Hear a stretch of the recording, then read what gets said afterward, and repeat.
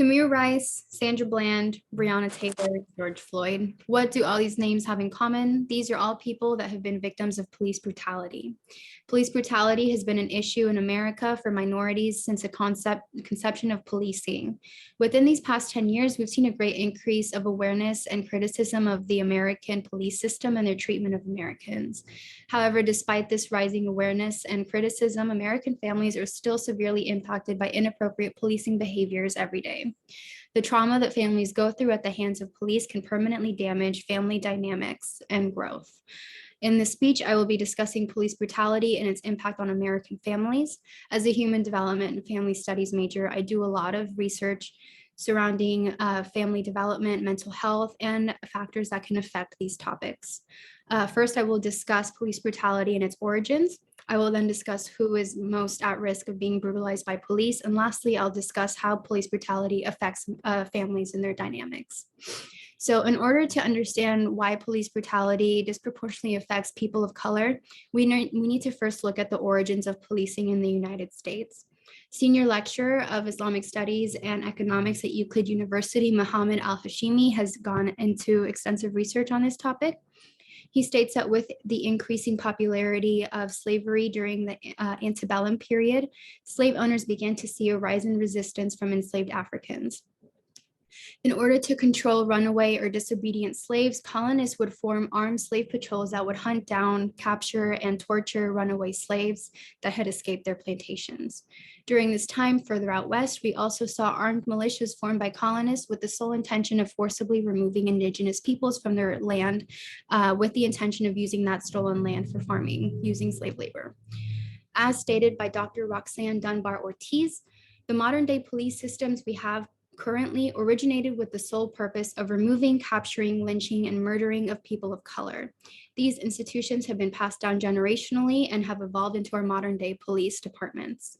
So when we look back at the history of policing, it's very easy to see why police brutality disproportionately and more severely impacts Black and Indigenous people of color. So here is a study from the Hogg Foundation of Mental Health showing us that Black and Native American or Indigenous people are most at risk of being killed by police in their lifetime. And we especially see that when we compare Black men and children to white men and children.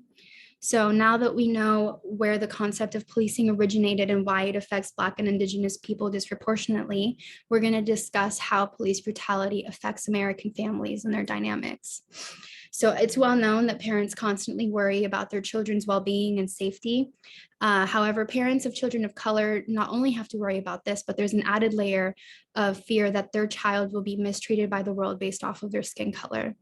This includes mistreatment from police that people of color and predominantly young Black men endure, as we see by this study from Proceedings of National Academies of Science. 11-year-old Tyler LeBlanche lived down the street from where George Floyd was murdered back in 2020, and he was quoted by NBC saying, "I truly am afraid that something like what happened to George Floyd might happen to my dad." Additionally, Mayra et al. Found that prolonged feelings of anxiety and fear can lead to serious health issues down the road. These studies also found that local police violence during pregnancy increased a Black woman's risk of preterm birth. So these prolonged fears of police and police brutality and their friends and their families and their unborn or older children can impact a mother's health and cause perinatal or postpartum depression and anxiety, both of which can cause health issues in the mom and the baby. Some parents of children of color may fear them being mistreated by police so strongly that they start to withhold and isolate their children from activities or events in their community in attempts to protect them, and missing out on these socialization events and creating a community and creating friends throughout a child's upbringing and adolescence can negatively impact a child's mental health. So here's some common symptoms of postpartum anxiety. We see panic attacks, racing thoughts, feelings of dread and danger that a lot of parents of children of color experience because they know what their children are going to deal with growing up.